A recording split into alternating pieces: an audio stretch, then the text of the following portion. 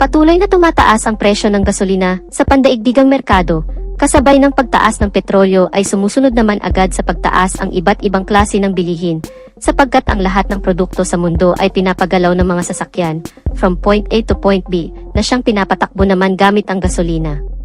Maaring magkaproblema tayo sa hinaharap kung magkataon, dahil ang produktong petrolyo na pinagkukunan naman ng gasolina ay isang non-renewable source of energy, therefore, darating ang araw na magdi-decline ang production nito. Sa kabila naman ito ay unti-unti namang ginagawa ng paraan ng mga iba't ibang kumpanyang pangtransportasyon na pang-alternatibo sa gasoline-operated vehicle o engine. Dito na pumapasok ang mga development ng electric car at electric scooter. At good news, dahil matagumpay nang naimbento at na-develop na ngayon fully operated na ang ilang mga electric car at electric scooter ng ilang kumpanya.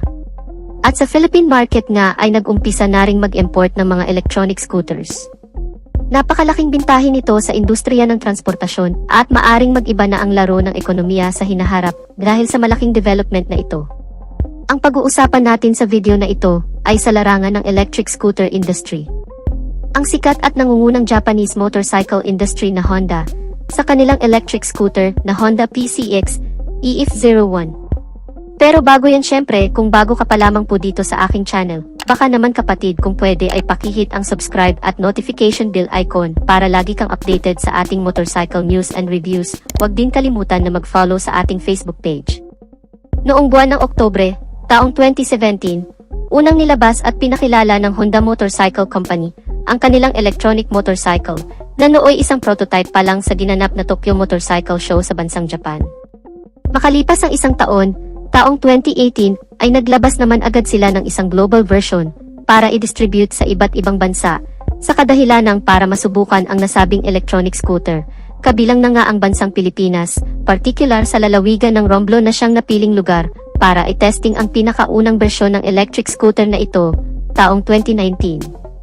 At ngayong taon ay alamin at bubusisiin natin ang lahat ng nabago at nadagdag sa mga features ng motorsiklong ito. Mapunta na agad tayo sa ilang niyang feature, na very common na sa isang traditional gas-operated scooter. Meron itong built-in USB charging port sa kanyang left side pocket na kung saan ay pwede mong i-charge ang iyong mobile phone. At ang electric scooter na ito ay equipped with smart key system na kung saan ay remote na lang ang ginagamit upang i-operate ito, kaya napaka-convenient para sa rider, at meron na din itong anti-theft alarm, dagdag safety features para sa seguridad ng motorsiklo. Pagdating naman sa instrument cluster, ito ay naka-fully digital dashboard, at dito ay makikita muna lahat ng importanteng impormasyon, gaya ng digital speedometer, trip meter, odometer, clock at battery capacity monitor. Alamin pa natin ang high-tech specs, engine performance and capabilities, at mga advantages ng isang electronic scooter. Umpisahan natin sa kanyang breakdown electronic motor performance. Ang electric scooter na ito ay equipped with synchronous motor.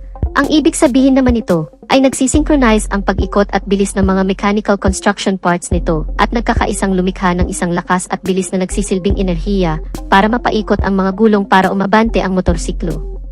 At ang kagandahan pa nito, ito ay equipped with built-in motor temperature protection para pigilan ang overloading ng electrical flow para maiwasan ang overheating ng electronic motor, kaya nakakasigurado kang napapanatili nitong stable at nasa magandang kondisyon at continuous ang pagtakbo ng motorsiklo.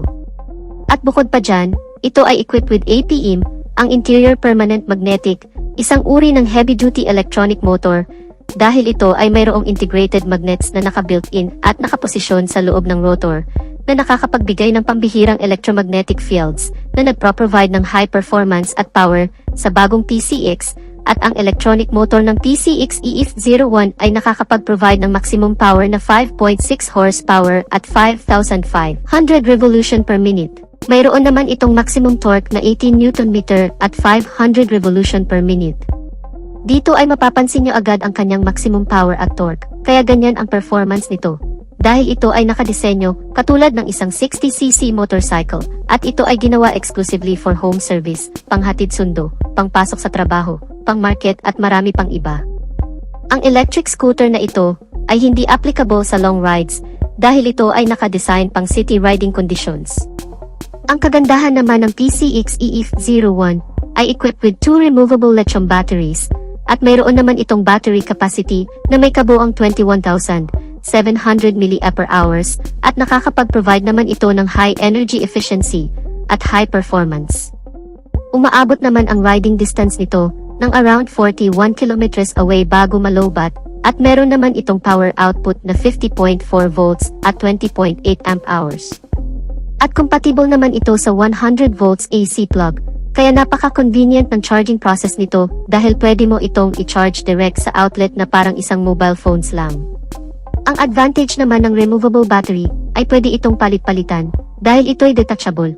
Ibig sabihin ay napaka-convenient nito dahil ang mga batteries nito ay swappable at ito ay equipped with built-in overcharge protection na magpapanatili ng magandang kondisyon ng batteries ng mas mahabang panahon at pagdating naman sa charging capability, ito ay may two ways of charging options.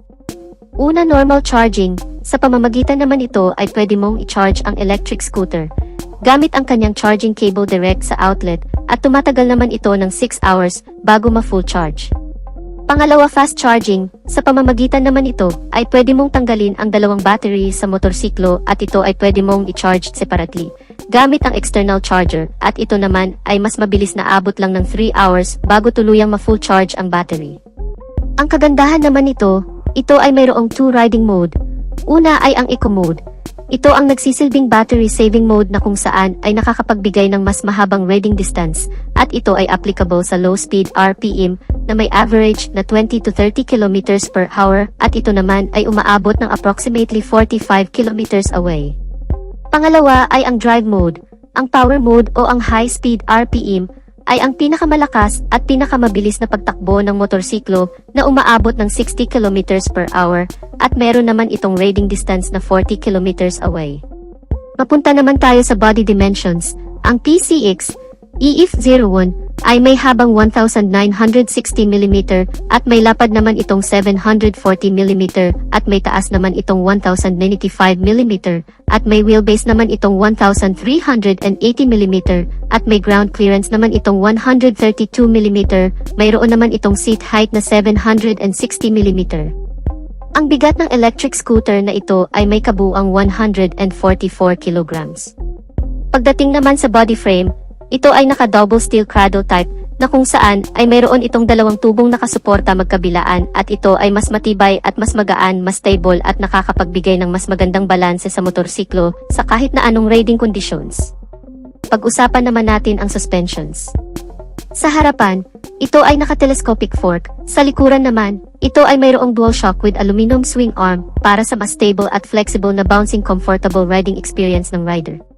At pagdating naman sa braking system, sa harapan nito ay mayroong 220mm hydraulic dual piston single disc at sa likuran naman, ito ay mayroong mechanical leading trailing. Sa madaling salita ay drum brake at ang kagandahan naman ito ay equipped with single channel ABS sa harapan. Ang anti-lock braking system ay nakakapagbigay ng smooth braking power sa motorsiklo kaya nakakasigurado kang safe ka kahit sa biglaang preno. Mapunta naman tayo sa wheels dimension. Sa harapan nito ay mayroong 100/80-14 at sa likuran naman, ito ay may 120/70-14 at ang lahat ng mga gulong nito magmula harap at likod ay naka-tubeless na lahat. Pagdating naman sa electricals magmula headlight, tail light, at turn signals ay naka-LED na lahat at ma-recognize mo agad na ito ay isang electric scooter dahil sa kanyang blue LED daytime running lights at meron na rin itong 30 liters of underseat compartment. Ngunit dahil dito nakalagay ang dalawang batteries, ay may natitira na lamang itong 8 liters available storage. Ang Honda PCX EF01 ay mayroong top speed na 60 km per hour at may riding distance naman itong 40 km away. Dumako naman tayo sa pinaka-last but not the least. Magkano naman kaya ang presyo ng isang Honda PCX electronic scooter na ito? Well, ang presyo ng bagong Honda PCX electric scooter sa bansang Thailand ay nagkakahalaga ng 57,000 Thai baht. At kung i-convert naman natin ito, direct sa Philippine peso, ito ay nagkakahalaga ng mahigit 90,000 pesos. Paalala lang, ito ay isang direct conversion lamang na presyo from Thailand money to Philippine money. Hindi pa ito ang pinaka-sure at pinaka-final na price at syempre maari pa rin niyang tumaas o bumaba, depende sa proseso at sa mga taxes na ipapatong sa scooter na ito pagdating nito sa Pilipinas. So anong masasabi niyo mga kamoto sa electric operated scooter ng Honda? ang Honda PCX EF01. Plano mo bang kumuha nito pag dumating na ito sa Pilipinas? Just comment your thoughts and opinion in our comment sections below. At dito na natin tatapusin ang video natin mga ka-Wizard Moto. Sana nagustuhan ninyo ang video. At kung nagustuhan nyo ay pakipindot ang like button bilang suporta na rin sa ating channel. At sa mga hindi pa nakasubscribe ay inaanyayahan ko kayo kapatid na mag-subscribe sa aking channel para lagi tayong updated sa mga videos na i-upload ko pa. Maraming salamat sa walang sawang pagsuporta. Ride safe and God bless.